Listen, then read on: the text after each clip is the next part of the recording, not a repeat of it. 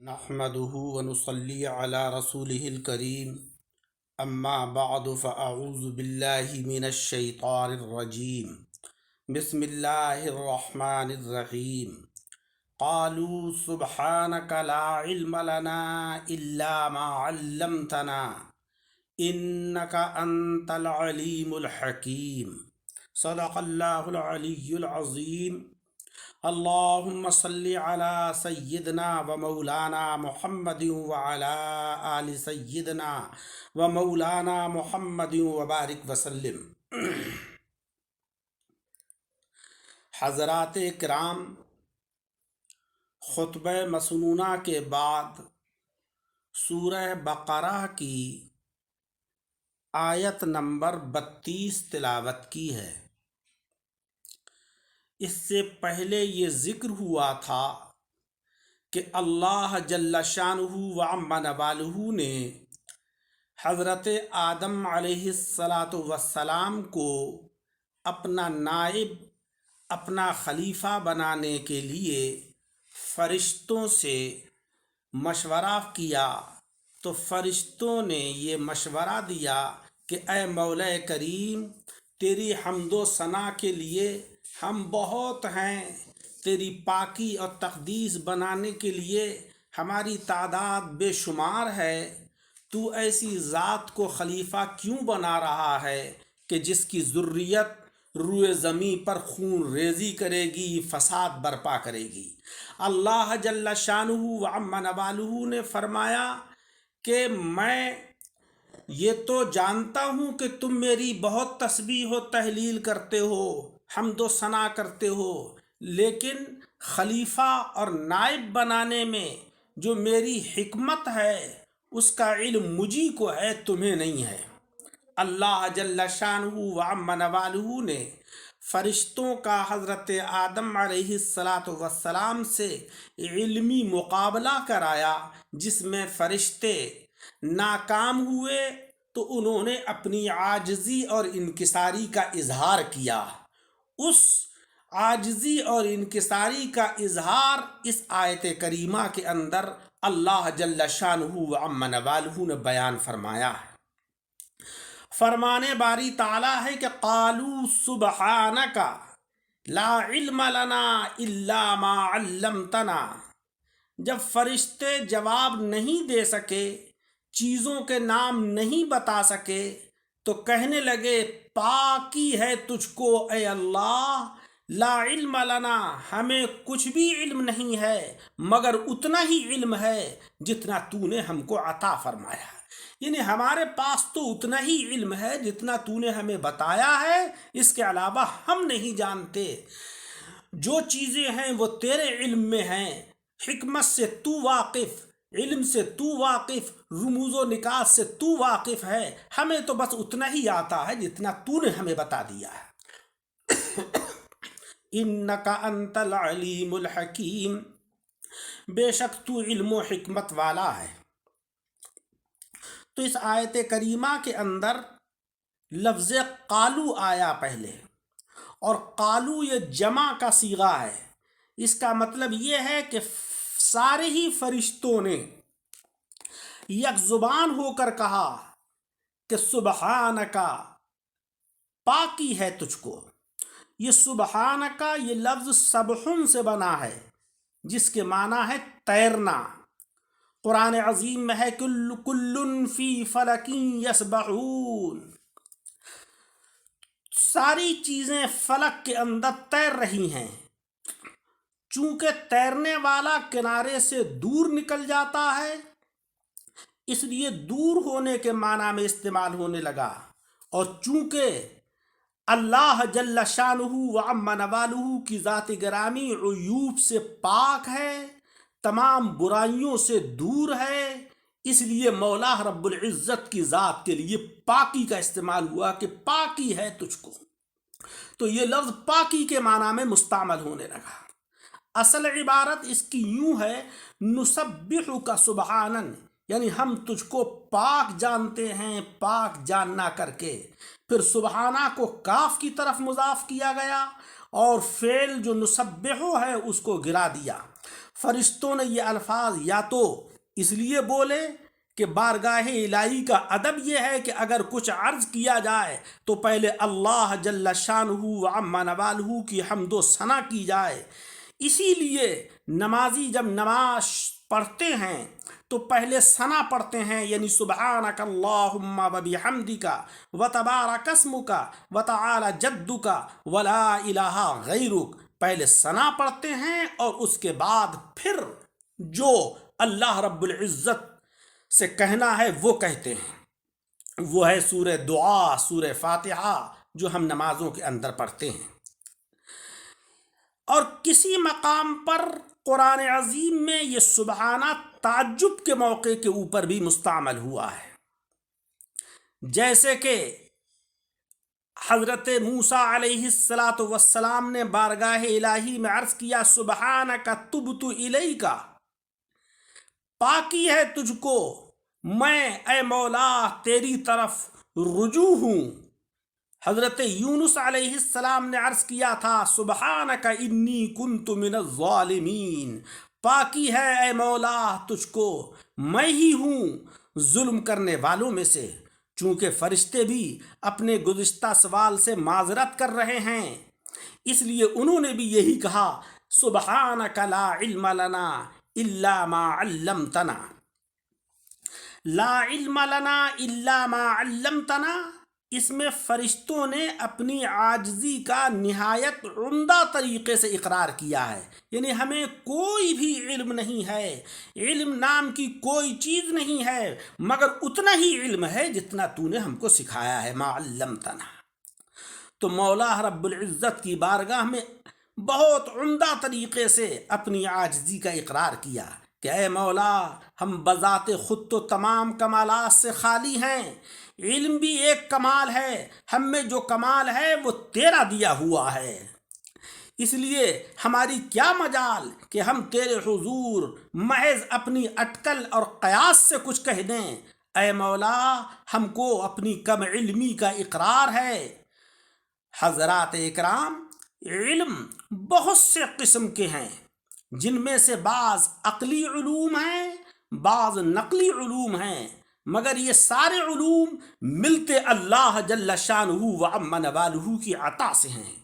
اس لیے فرشتوں نے لا علم لنا فرمایا کہ اے اللہ ہمیں علم چاہے عقلی ہو یا نقلی وہی ہے ہم کو جو تو نے ہم کو سکھا دیا ہے. لا علم میں یہ جو لام ہے اس کو لا نفی جنس کہتے ہیں، یعنی علم کی جنس میں سے کچھ بھی ہم کو اگر علم ہے تو وہ اتنا ہی ہے جتنا تو نے ہم کو عطا کیا ہے. جیسے لا الہ الا اللہ، کوئی معبود نہیں سوائے اللہ کے، تو تمام معبودان باطلہ کی نفی ہو گئی. لا نبی بعدی، کوئی نبی نہیں میرے بعد، تو اس میں سارے نبیوں کی نفی ہو گئی، صرف باقی ذات رہی جناب محمد مصطفیٰ صلی اللہ علیہ وسلم کی. انک انت العلیم الحکیم، بے شک تو علم و حکمت والا ہے، تو ہر چیز کا جاننے والا اور کامل حکمت والا ہے. تو ہر ایک کی قابلیت اور لیاقت بھی جانتا ہے، اور یہ بھی جانتا ہے کہ کون کس نعمت کے لائق ہے. جس قدر علم کے لائق ہم تھے وہ ہم کو دیا، اور جس کے لائق حضرت آدم علیہ السلام تھے وہ ان کو تو نے عطا فرمایا. اے مولا کریم ہمیں اپنی عاجزی انکساری کا اس میں اے مولا ہمیں اقرار ہے. قالوا سبحانک لا علم لنا الا ما علمتنا انک انت العلیم الحکیم. قالوا، فرشتوں نے کہا پاکی ہے تجھ کو، لا علم لنا ہمیں کچھ بھی علم نہیں، الا ما علمتنا مگر اتنا ہی جتنا تو نے ہم کو علم دیا. انک انت العلیم الحکیم، اے اللہ تو علم و حکمت والا ہے. تو اس آیت کریمہ کا مطلب یہ ہوا کہ جب فرشتوں کو حکم ہوا کہ تم ان چیزوں کے نام بتاؤ تو وہ سمجھ گئے کہ اس سے ہمارا امتحان مقصود نہیں ہے، کیونکہ امتحان تو بتائی ہوئی چیز کا لیا جاتا ہے.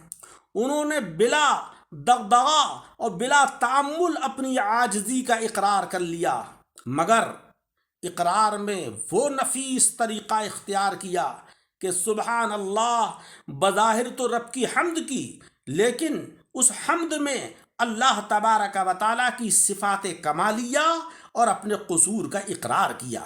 اور یہی توبہ کی حقیقت ہے کہ جب انسان اللہ تبارک و تعالیٰ کی بارگاہ میں توبہ کرے تو پہلے اس کی حمد و ثنا پڑھے، اس کی تعریف و توصیف کہے، اس کے بعد اللہ رب العزت سے مغفرت چاہے تو وہ توبہ اللہ کی بارگاہ میں قبول ہوتی ہے۔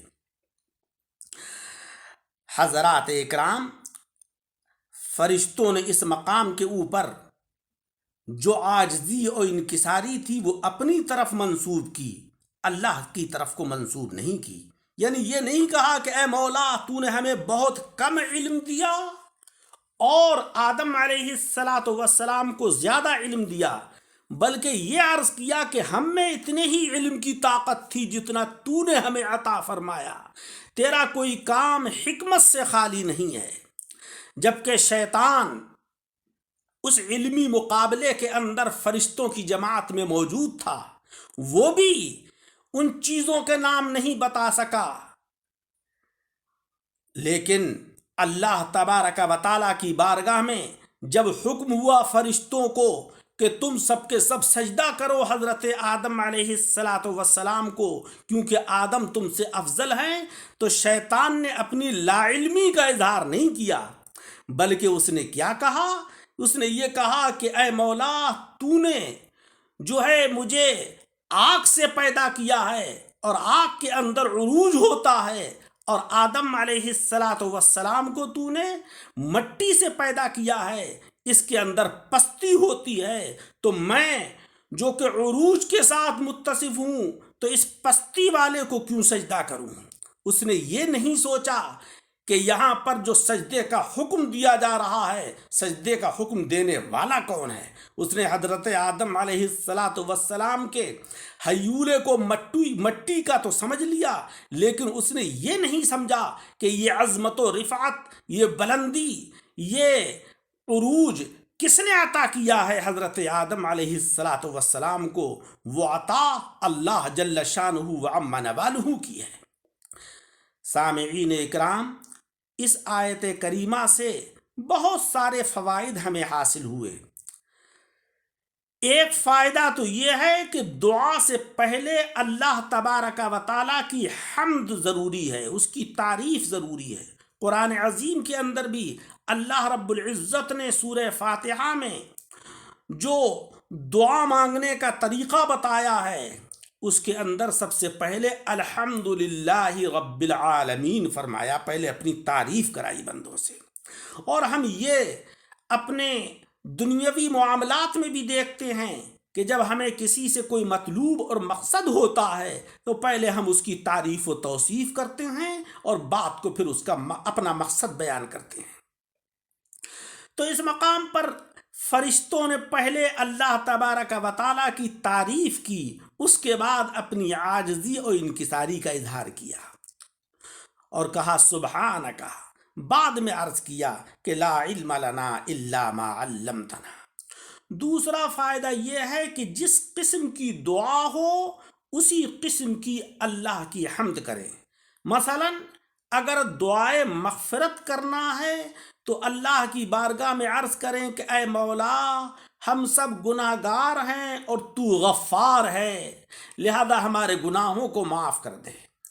اور اگر اللہ تبارک و تعالیٰ سے رزق مانگنا ہو، رزق کی دعا کرنا ہو تو عرض کریں کہ اے مولا ہم سب فقراء ہیں، غریب ہیں، محتاج ہیں، اور تو غنی ہے، رزاق ہے، یا اللہ تو ہمیں رزق عطا فرما۔